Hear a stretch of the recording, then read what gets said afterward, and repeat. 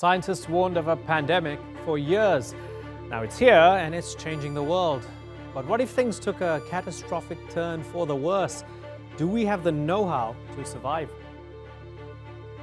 I'm Imran Garta, and today on the Newsmakers we get a little hypothetical and ask how difficult it would be to reboot civilization.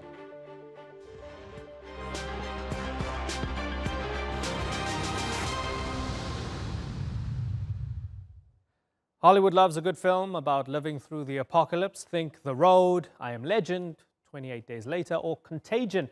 And since the coronavirus emerged, there's been a surge in people watching them again.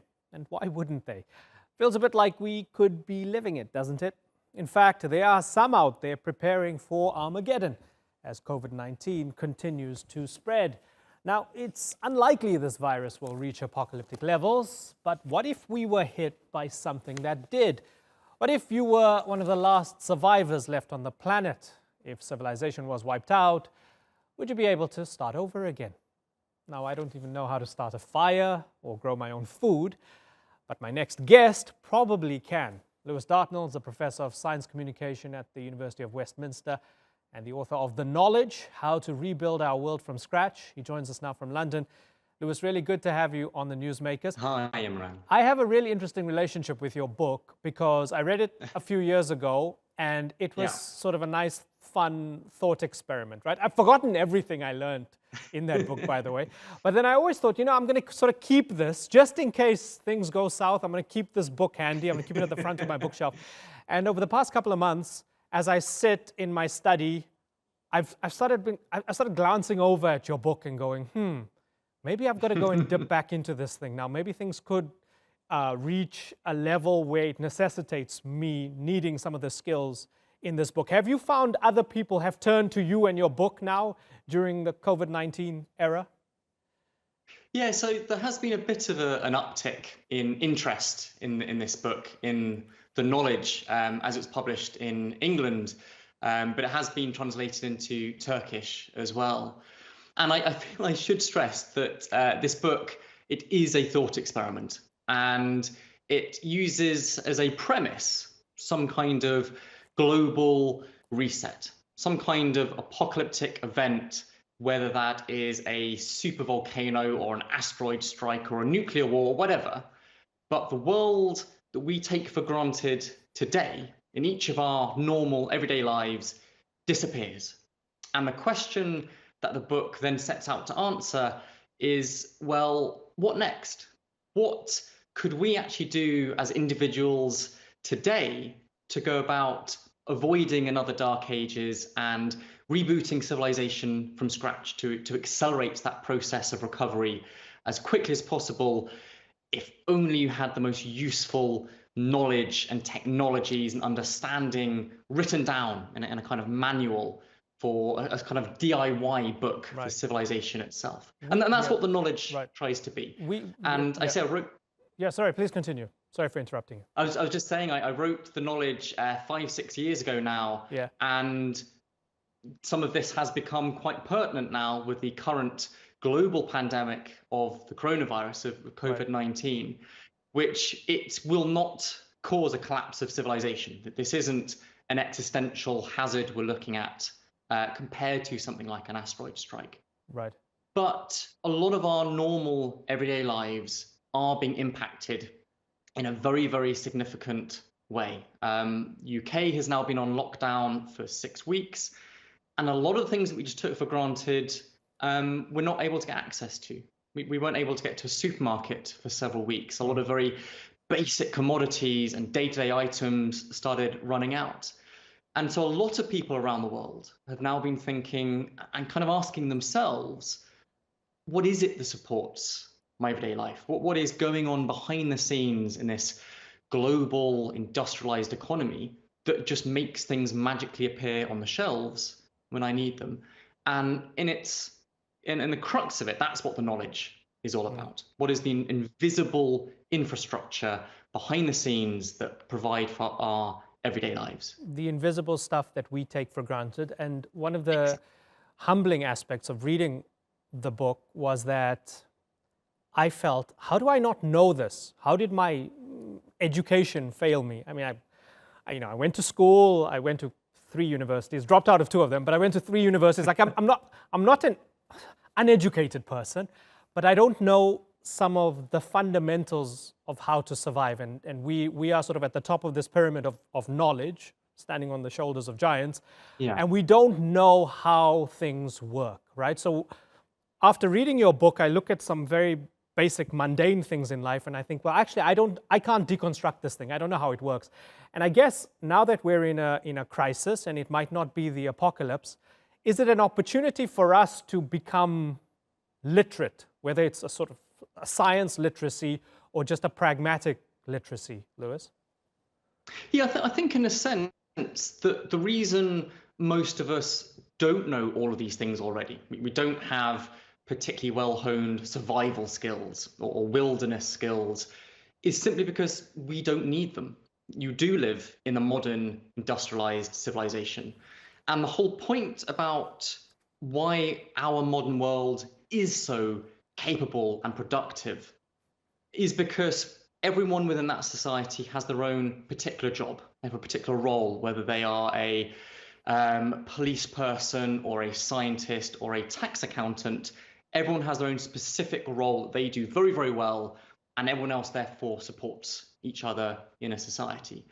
And at school, for our education system, that just needs to educate and train the next generation in the skills that will be useful to keep the economy and our society from running. And thankfully, at the moment, that doesn't mean having everyone knowing how to farm and grow food for themselves, for example, because we have tractors and fertilizers and farmers that know how to do that. But what we are seeing now with this coronavirus pandemic again is that people are being trapped at home, and we've a lot of us getting this opportunity to start questioning what we do take for granted and where it comes from, and trying to address some of this issue, some of this feeling of disconnect with the modern world. That, if our mobile phone breaks down, I don't even know how to repair it. I can't even change the battery in my mobile phone. I have to throw it away and get a new one on the contract.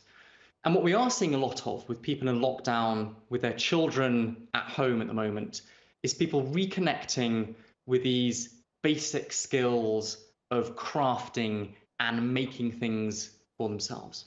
Certainly in the UK, a lot of shops and not online shops sold out of seeds very, very quickly. People are turning their hand to just simple things like growing tomatoes or growing herbs for themselves, or they're buying kind of construction kits that they can use with their kids to play, but ultimately learn something important about how things are constructed, how they work. If you needed to, how could you go right back to basics, right back to scratch, and reconstruct everything for yourself? I've been baking bread, but I guess the next the next stage is to. Do you have your own sourdough starter culture, Imran? No, I don't, unfortunately. I've just been using like So packet yeast, So the next step will be kind of sourdough over 3 or 4 days, and then maybe I'll become a farmer in a few months, right? I guess we are a very advanced global civilization, very interconnected civilization, and there's 2 sides to that coin. Have the past 3 months been a reminder of just how fragile that civilization is? Yeah, I think you're absolutely right about that. And to compare what we're going through today to another global pandemic of the 14th century, of the bubonic plague, the Black Death, which again, I would stress is much, much more serious than what we are currently facing. But the bubonic plague spread around the known world at the time, across Eurasia, from the East and China to Europe, via Arabian Peninsula and the Middle East, along the trade routes at the time, which were the Silk Roads, these overland trade routes. And what we've seen with this current pandemic is that, perhaps unsurprisingly, it spread along the modern day Silk Roads, which are the intercontinental flight paths of airlines. In today's modern world, we are effectively living in an environment which is perfectly set up for the very rapid transmission of diseases. Most of the world's population today lives in very dense, concentrated populations in cities. It's easy for disease to jump from one person to the next. And we effectively teleport from one continent to the next with flights. It takes you less time to get from one continent to another than it does for that disease to start making you sick. So we are seeing this coronavirus outbreak, and this will definitely not be the last global pandemic that hits us. It is, in a sense, a feature of the way that our world works today. And one of the consequences of this global pandemic, as you say, is a slight jolt, a wearing down slightly of how our civilization works in terms of global production and redistribution, and in particular systems like just-in-time delivery. So it seems quite frivolous to mention this, but certainly in the UK, we started running out of toilet paper. People couldn't go to the supermarket and get toilet paper, not because we ever ran out of paper or trees that toilet paper is made from, but there's just a simple constriction in the pipeline that got toilet paper from the stock warehouses to the supermarkets and then into people's houses. And as a frivolous example with toilet paper, we are seeing that with more and more things now as this global pandemic continues, with personal protection equipment, PPE, medical supplies, and we'll start seeing it in more and more fundamental commodities if things like global trade does slow down because ships can't move from port to port and move that material around. Brilliant. Lewis Dartnell, been a pleasure talking to you. I've read your book once. I'm currently on my second read. This time I'm paying a bit more attention. Maybe it's because I've got small children as well. I don't know. There's some sort of survival instinct in there, but brilliant. This was wonderful. Thanks so much, Lewis Dartnell. Good to have you on. Thank you, Imran. Cheers. Bye-bye.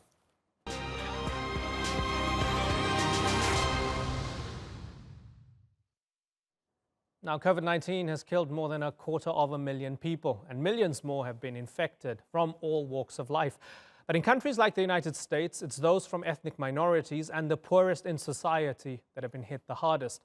There's always been inequality, but has the coronavirus exposed just how bad it is? Here's Adam Pletz.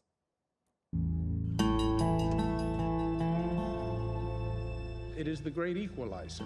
I don't care how smart, how rich, how powerful you think you are. It's certainly true that anybody and everybody can catch the coronavirus. Politicians, Hollywood stars, and royalty have fallen ill. But it appears COVID-19 is taking a disproportionate toll on many underprivileged groups, among them low-income earners and ethnic minorities. Analysis of data from 38 states in the US shows that Black Americans are more than twice as likely to die than other groups. And many don't feel they're getting the support they need. We need more help right here with the sanitizing, the Lysol, and we do have Black-owned businesses who are helping, but we need the commissioners to come to the community and really pay attention to us. I feel we're left out. Diseases nearly always reveal socioeconomic disparity, and the economic crisis that the coronavirus has caused will only compound the effects on the most vulnerable. Esto, según dicen que está por el mes de julio. Hasta ese entonces no sé qué hacer. Sobrevivo por las fundaciones que te regalan alimentos. The coronavirus may have exposed inequality across the US and other countries, but as economies falter and low-income earners are the first to suffer, might it also widen the gap between the haves and have-nots? Adam Pletz, The Newsmakers. Well, joining me now is Eric Adams. He's the president of the Borough of Brooklyn in New York, the first African-American to hold the position. And in Princeton, New Jersey is William Rodgers. He's a public policy professor and chief economist at the Eldridge Center at Rutgers University. He's recently been appointed to the New Jersey Governor's Restart and Recovery Commission. Gentlemen, really good to have you both on the Newsmakers. Eric Adams, let me start with you. Is it right to say that COVID-19, this horrible virus, has exposed the inequality and the divisions within American society? Yes, it has, and it's clear. And we should understand that COVID virus was a crisis, but when a crisis is laid on top of pre-existing disparities and pre-existing systems that are inadequate, that crisis turns into a tragedy. And we saw on every level of how we're running cities in America that we've basically been overlooking some of the real issues that are not addressing the underlying reasons of poverty, to help disparities and other very important issues. So we failed to, number one, properly manage our assets, distribute them in a equitable fashion, and most importantly, in real time. And the fallout was Black and brown and poor people across the country were impacted because of that. William Rodgers, is it similar to what happened with Hurricane Katrina, where the fragility of the system and the inequality is laid bare when the poorest tend to live in the neighborhoods where they are most fragile, and they're going to be hardest hit whenever a catastrophe hits, whether that is an earthquake, whether that's a hurricane, or whether that's a deadly virus? Yeah, most definitely. Katrina, and particularly the images from Katrina, just telegraph that message right in its barest sense. But the challenge right now is that, along with lower income and communities of color being hit, this virus is transcending race. It's transcending income. For example, just the other day, there was a report coming out of Prince George's County. It's outside of Washington, D.C. It's one of the sort of the wealthiest, known for being one of the wealthiest African-American communities in the United States. And you're even seeing higher incidences of infection and death in that community. So just having a good paycheck or having wealth doesn't necessarily insulate you. And another aspect that's happened with this pandemic is it's disproportionately, as the president of his council has said, it's fallen on people of color in their communities. It has also moved up the income scale. And it's also moved out to the suburbs, right? In New Jersey, I've worked with the United Nations, the United Way of Northern New Jersey, and we created this concept called ALICE a number of years ago, back in 2010, right after the Great Recession. And ALICE stands for Asset Limited, Income Constrained, and Employed. And what it really is capturing those New Jerseyans, and we've done this in 18 other states throughout the U.S., it's capturing those Americans who live or at or below the amount of money it costs to survive in their community. And what we found for New Jersey, we're to New York City and to New York State, we're the second highest incidence of COVID. But we found that basically, you need between $40,000 and $70,000 a year just to make ends meet. And what we also found is that during this period of prosperity from 2010 to 2018, 2019, the fraction of our population of households that are ALICE actually went up. You would expect it should go down in a time of prosperity. So the legacy of weakening unions, the legacy of not raising the minimum wage, the legacy of discrimination, these have always been there, and COVID just has begun to really, to manifest and expose that. Eric Adams, when people say this is the great leveler, it's affecting us all, do you accept that? No, not at all. The virus does not discriminate on who actually get COVID-19. Our policies are discriminatory. We need to be clear on that. And one of the best examples is what happened in New York City and what happened across the entire country. We divided New York City into two groups. One group was called non-essential employees. They were allowed to stay home, shelter in place. They were allowed to practice social distancing and receive face coverings. Then we divided another group we called essential employees. Over 70% of them were Black and brown and poor and immigrants.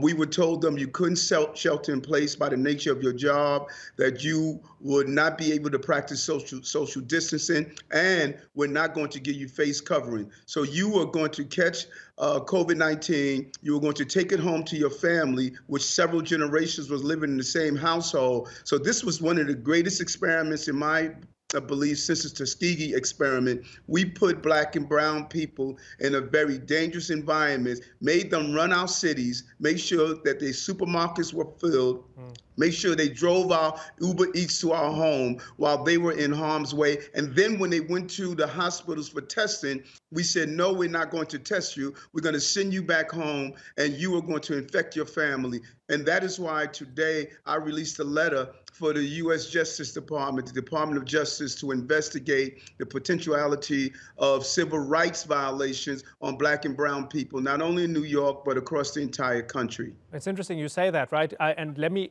then pose this to William. William, I'm very cautious about seeing something on social media and then extrapolating from it and sort of developing a grand theory from it. But that being said, I've seen things on social media where there are people of color getting beaten up by policemen in New York, and then presumably others who are wealthier, whiter, sitting in parks, getting face masks handed out to them, right? So it seems as if in terms of policing as well, there's two sets of laws for people. Is that something you would accept? It's a concern I have. As was mentioned in the lead-in, I've just been appointed by the governor to serve on his 18-member commission to help him and help guide him in reopening the economy, the New Jersey economy, and the regional economy.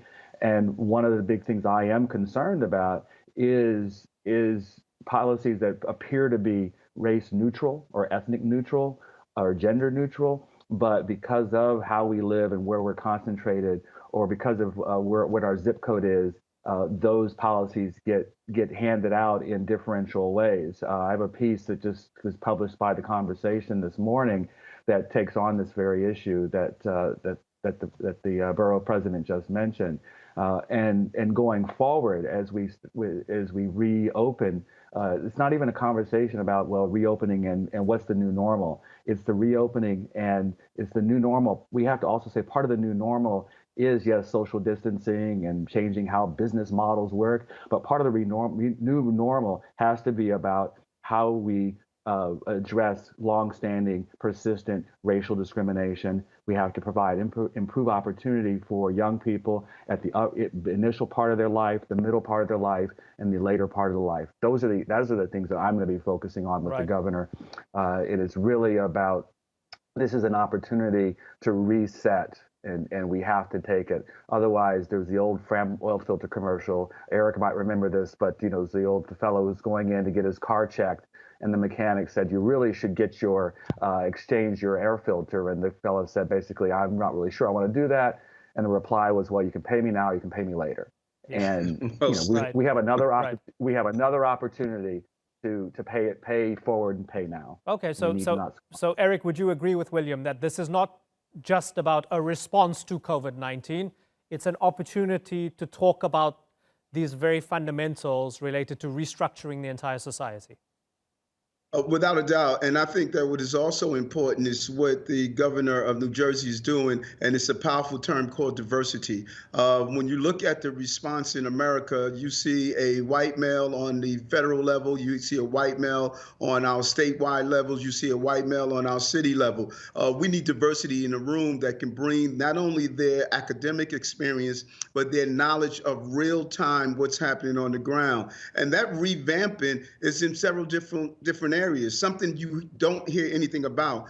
COVID virus was supposed to be fought on two levels: intervention and prevention. We had an intervention plan for those who were in the hospital, how to deal with them, but we did not have a prevention plan, particularly among our seniors.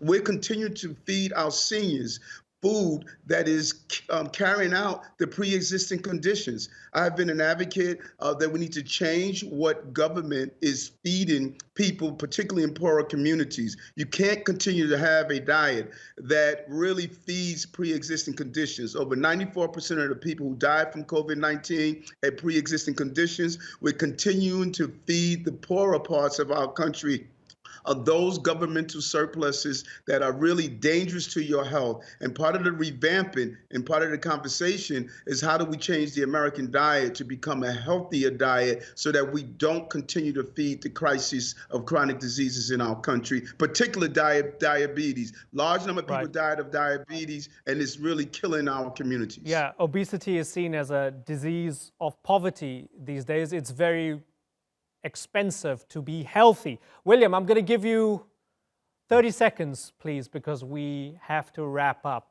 Wrap us up, please. Yeah. Well, as I said, another way of thinking about where we are, I think number one is we think of it in the context of you have a young child, you have young children, right? They've gotten sick. American population has gotten sick. The public has gotten sick, right? Many states are starting to reopen.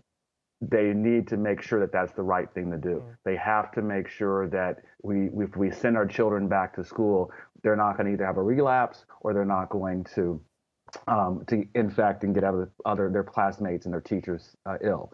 Second, we need to basically fundamentally say to the people to public policymakers, enough is enough. That we have to make these investments in human priorities, in education, in training, in our social insurance systems.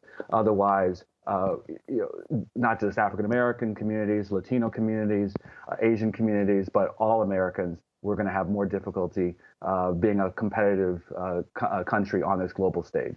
William and Eric, I wish you both all the best with your good work on the ground. Thanks so much for joining us here on The Newsmakers. And thank you for watching.